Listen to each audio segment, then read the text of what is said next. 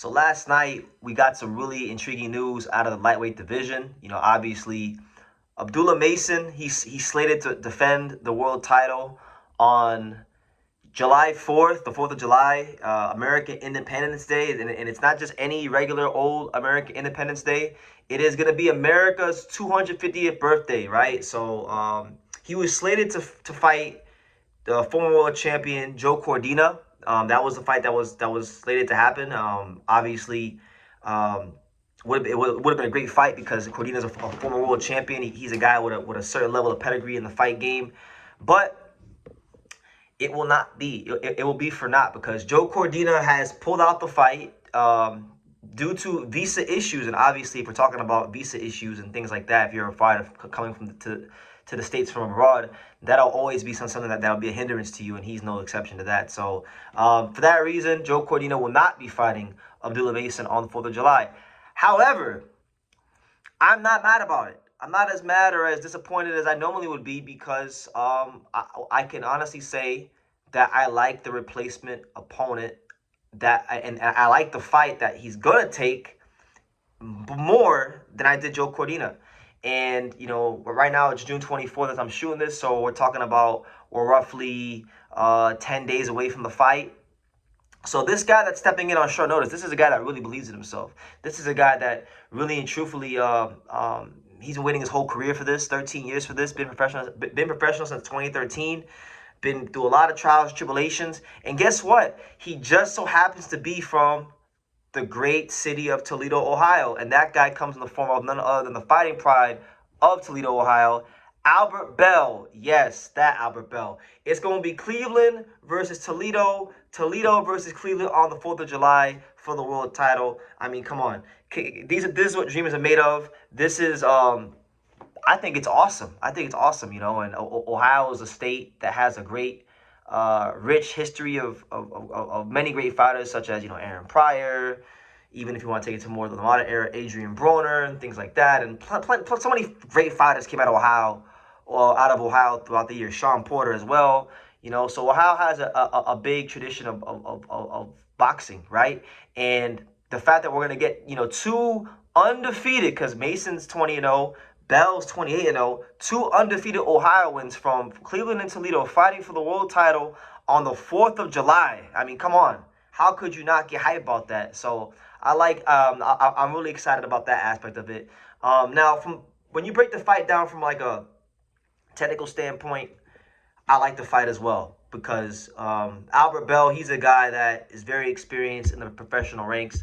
This is a guy, Albert Bell, that, being a 135-pounder, he's rangy and he's tall. He's 6 feet tall. So although Mason and him have a similar reach, with Mason having a slightly bigger advantage in the reach department at 1 inch, his 74 inches to Albert Bell's 73 inches, it's still, because of his height, it presents a different angle. You got to punch up a little bit, or you got to, get past the long-range jab to get to the body so that you can land body shots, kill the body so that the head inevitably falls, right? That's what you got to do at Albert Bell. And I think that in itself, it's gonna present some stylistic challenges for Mason, right? And I like that aspect of it because Mason, as his shirt says, appetite for the smoke. And I gotta say, like him and his dad and his brothers, they got those shirts that say appetite for the smoke. This fight is proving that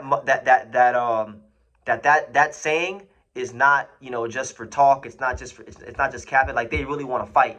And it comes with its positives and it comes with its negatives because, Abdullah Mason, because he's so aggressive and looks to knock you out and punch through the target, because he has such an aggressive temperament inside the ring, an aggressive style in the ring, it makes him a fighter that people want to see. Boxing fans want to see him fight because he delivers excitement. But it also brings some vulnerabilities. We've already seen that in his career.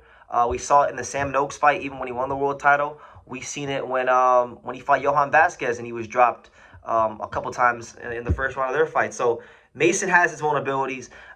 Bell's not a big-time puncher, but Bell is going to test the professionalism of Mason. Has Mason truly in the gym, has he dotted his T's and he's crossed his I's, and has he learned can he find that happy medium between, setting up his punches and still remaining defensively responsible, because Albert Bell's going to test those things. He's been waiting for a shot for 13 years as a pro.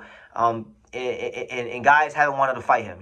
Guys haven't been jumping at the opportunity to fight Albert Bell because the money's not great. He's high risk, low reward. He's actually a good fighter. Those kind of things.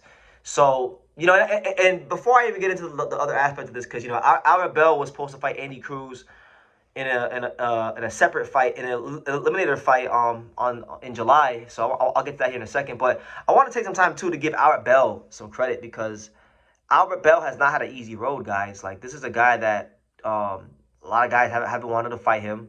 And I'm not gonna act like this big Albert Bell expert. He's been overlooked, even by me, who prides himself in covering the high risk, low reward guys like Albert Bell. He's been overlooked even by me. He hasn't got a ton of coverage on this channel, right? And but I know his story. There was fights in his career where he was brought in to lose against guys like Andy Vences and people like that.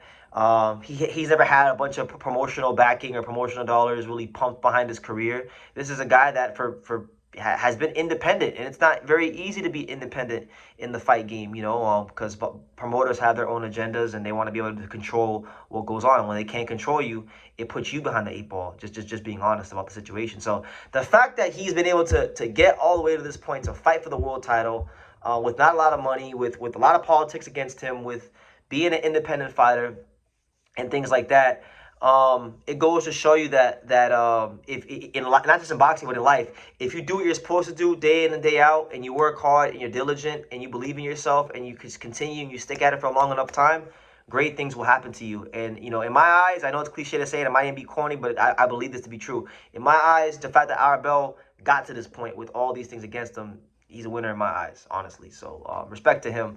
But yeah, man, Albert Bell was supposed to fight in a IBF eliminator fight against Andy Cruz. Now, he's not fighting in that eliminator fight, so I believe Andy Cruz is still going to have to find an opponent. And I'm very intrigued to see who that could be. If you look at the rankings, at 135, Andy Cruz, just beneath Andy Cruz, you got a guy like Alan Chavez. And I'm kind of hoping that if they're going to do a fight, I would like to see Alan Chavez get his shot at the IBF title. I think that'd be an awesome fight. I'm a big Alan Chavez fan. He really won me over his last fight, and going back and studying his career, I really liked what I've seen from him as a southpaw power puncher. So, I mean, there's some good fights for him there. You got like Alan Chavez, you got like Shu Utsugi from Japan. I'm not really sure who he winds up fighting, honestly, but Alan Chavez to me, I think, would be the most likely opponent, just because, Andy Cruz is I don't know if he's still at Matchroom, but if he is, or whether he is or he isn't, he has that working relationship with Matchroom. Alan Chavez just got signed on Matchroom, so I feel like that should be a pretty easy fight to put together. So we'll see what happens on that front. But yeah, anyway, nonetheless, shout out to Albert Bell and Abdullah Mason. Really good fight. I've never covered a fight in Ohio. I've been to Ohio one time when I went there with Sean Porter to go watch the amateur boxers, to watch the Eastern qualifiers for USA Boxing like 4 years ago. But I've never covered professional boxing in Ohio. So my impressions of Ohio from everybody I've met is that Ohioans love and support their fighters. So I'm expecting a great crowd. In fact, I'm expecting an even better crowd, due to the fact that you got hometown guy from Cleveland, hometown guy from Toledo fighting for the world title. I mean, what more can you want? So, Ohio boxing fans, please put me right. I want to see a packed arena. Both these guys deserve your support, and I'm sure they're going to go on and put a great show for the fans come fight night. So, yeah, those are my thoughts on just the whole situation. Shout out to Albert Bell for stepping up to the plate on like 10 days' notice to fight Abdullah Mason. And respect to Abdullah on fighting a guy that a lot of guys haven't wanted to fight. It really shows that, he is a guy that is a true champion and does want to fight, the best guys out there. So I'll leave it at that. You can leave it at that in the comments down below, and I'll see you guys in the next video.